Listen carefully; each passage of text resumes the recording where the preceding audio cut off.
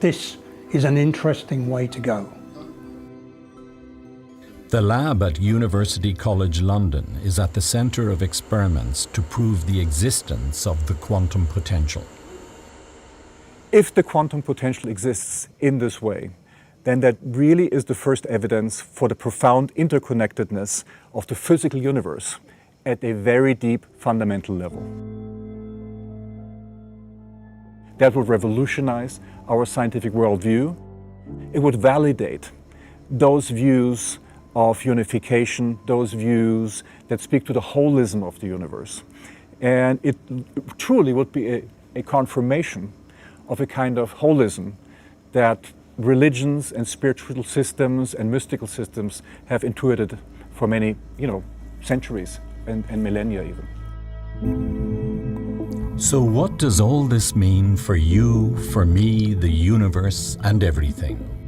Bohm suggests that out of perceived emptiness, out of the so-called vacuum state, particles interact with, respond to, and are informed by an information potential which allows the cosmos to emerge. So it's the information, informing action of the quantum potential that makes it possible for the physical universe to be. Everything we know and everything we will come to know is already in formation, waiting to unfold into manifest reality. It's the implicate waiting to become explicate.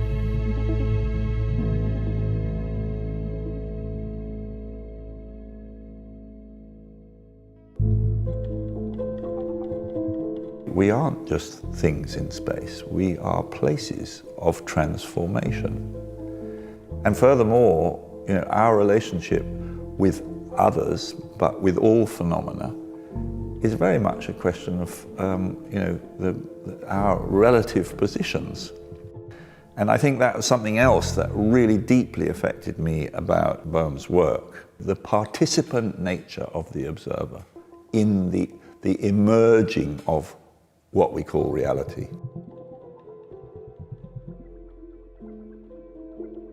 The way that quantum cloud works is that you are the determiner of what you see. This is a mess of, I think that, of elements that are both particles and hopefully trajectories that come together, and depending on where your position is, either in a boat or walking along the side of the Thames, and depending on the time of day, you will see or not see the possibility of a body.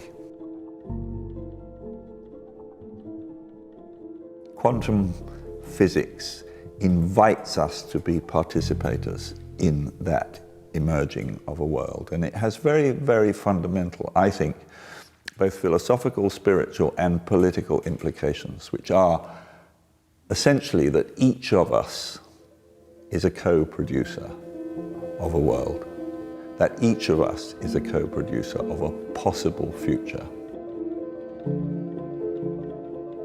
The work of people like Einstein, Bohm, they are like huge windows opening in the imagination to a way of dealing with life and the things we encounter within it freshly and, in a sense, with the right level of uncertainty. The present ego identity is based, I think, on a wrong mode of thought, you see, in which a person identifies with his thoughts and with his body and with things, do you see?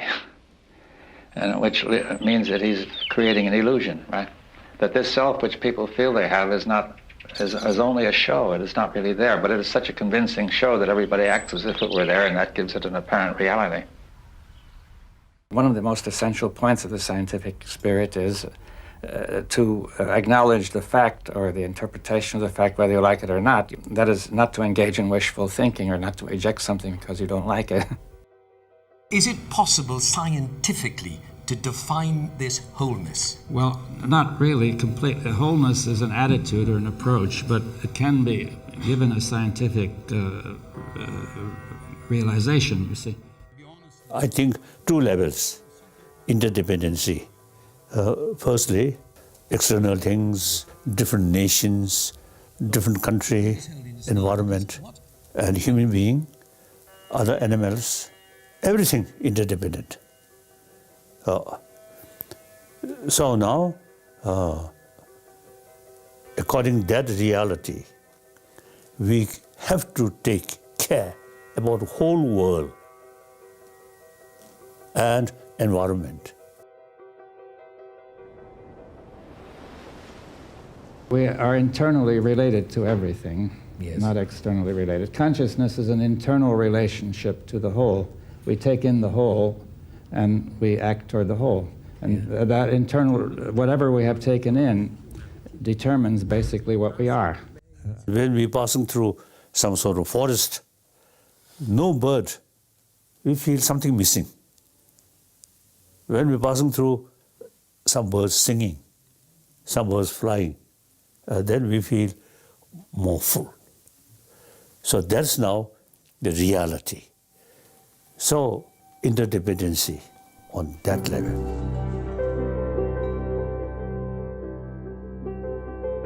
Bohm's model of the implicate and explicate, I think, is talking about how the subject-object split, duality, emerges from a ground which Lao Tzu would call the Tao, which is non-subject, non-object, but a unity, a wholeness. Ancient Indians only use mind or wisdom and sometimes meditation, no instrument. Now modern science use instrument. Science is whatever people make of it. You see, science has changed over the ages, and it's different now from a few hundred years ago, and it could be different again. Now, there's no intrinsic reason why science must necessarily be measurement. This is another historical development which has come about over the past few centuries. It's entirely contingent and not absolutely necessary. So far we know is part. Still they're limitless. So reality, we have to sort of investigate. So David Bohm, I think really something like opener of our mind. So grateful. In all the areas that he worked in, he was constantly pushing. In physics, in dialogue, in consciousness. He became a scientist, I believe, in order to benefit humanity. I think his mission was always leading up to a transformation for human society, overcoming the fragmentation that we experience, towards having the experience of a new interconnectedness among us all to solve problems together, overcoming the divisions. So in that sense, he represented a truly holistic, integrated vision of a human being. And I think as that, he can serve as a model for future generations. It's a revolution.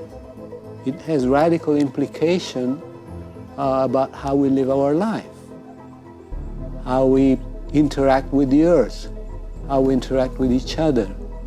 And that revolution is unfinished.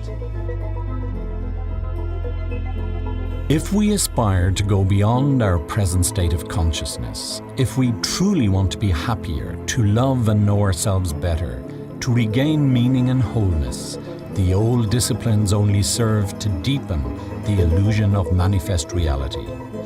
We must look beyond the veil of form to a realization of oneness, present in you, in me, the universe, and everything. When you grasp this, it will put you on the threshold of what is real and your place in reality. Reality is wholeness, undivided wholeness, and this fact has yet to dawn on billions of people.